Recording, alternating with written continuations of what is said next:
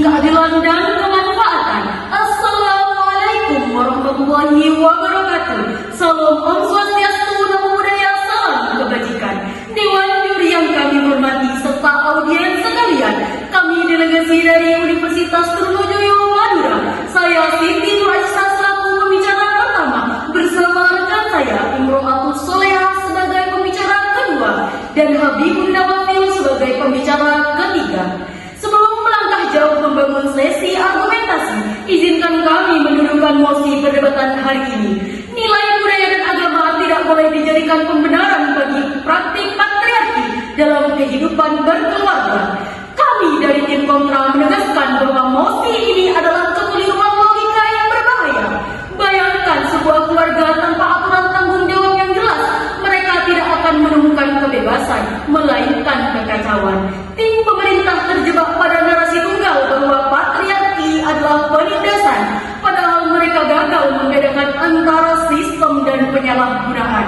Kami berdiri pada prinsip Prosedur Est Optima Inter Res Legum, bahwa nilai yang hidup di masyarakat adalah pedoman terbaik dalam mengatur kehidupan mereka. Mempertahankan struktur yang ada dengan memperbaiki implementasinya, bukan meruntuhkan fondasinya. Tim pemerintah ingin menghapus legitimasi nilai ini, namun mereka gagal menjawab siapa yang akan menjamin tanggung jawab laki-laki jika komitmen moral, agama, dan budaya dicabut. Tanpa fondasi ini, keluarga akan kehilangan jangkar perlindungannya. Dewan juri yang arif dan bijaksana, keluarga adalah unit terkecil masyarakat yang membutuhkan pemimpin untuk menjaga arah dan efisiensi keputusan. Nilai agama dan budaya menempatkan laki-laki sebagai kepala keluarga, bukan untuk memberi hak istimewa, melainkan memberi beban kewajiban. Secara hukum, hal ini memberikan kepastian siapa yang bertanggung jawab atas nafkah dan perlindungan. Tanpa kejelasan ini, keluarga tidak mendapatkan kebebasan, mereka justru kehilangan arah. Ketika semua orang merasa menjadi kepala keluarga tanpa pembagian peran, maka tidak ada lagi pihak yang bisa dituntut untuk memikul beban tanggung jawab. Dewan juri yang kami hormati, mari bicara realita. Ketika nilai yang mewajibkan laki-laki untuk melindungi dihapus atas nama kesetaraan abstrak, perempuanlah yang paling dirugikan. Tanpa ikatan moral ini, laki-laki bisa dengan mudah lepas tangan. Akibatnya perempuan dipaksa bekerja di luar, namun tetap menanggung beban domestik sendirian.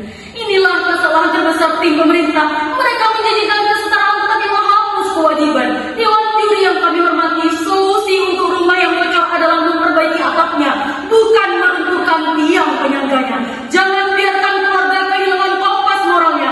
Mosi ini harus ditolak. Terima kasih. Dewan juri yang terhormat, dalam doktrin hukum dikenal asas uji societas idis, di mana ada masyarakat, di situ ada hukum, yang artinya dewan juri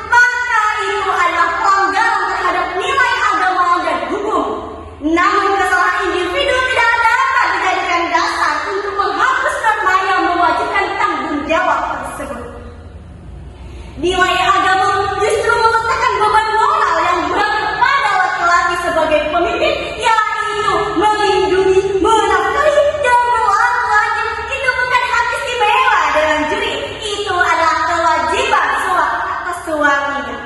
Dewan Juri yang terhormat, secara konstitusional nilai agama memiliki posisi legitim dalam hukum nasional. Jika mosi ini diterima, maka secara tidak langsung kita sedang mempertanyakan konstruksi hukum yang selama ini diakui oleh negara kita. Kita tidak sedang membela dominasi Dewan Juri. Kita hanya mempertahankan mekanisme tanggung jawab. Dewan Juri yang terhormat, banyak perempuan Indonesia hari ini berpendidikan tinggi, bekerja, bahkan menjadi pemimpin yang publik tanpa harus meninggalkan nilai agama dan keluarganya. Ini membuktikan bahwa nilai agama dan budaya tidak otomatis menghambat kesetaraan. Solusi yang tepat bukanlah melarang nilai agama dan budaya dijadikan dasar, melainkan memastikan bahwa nilai tersebut dijalankan secara adil dan tidak disalahgunakan. Karena jika setiap penyimpangannya dijawab dengan penghapusan sistem, maka stabilitas sosial akan terus terancam Dewan Juri.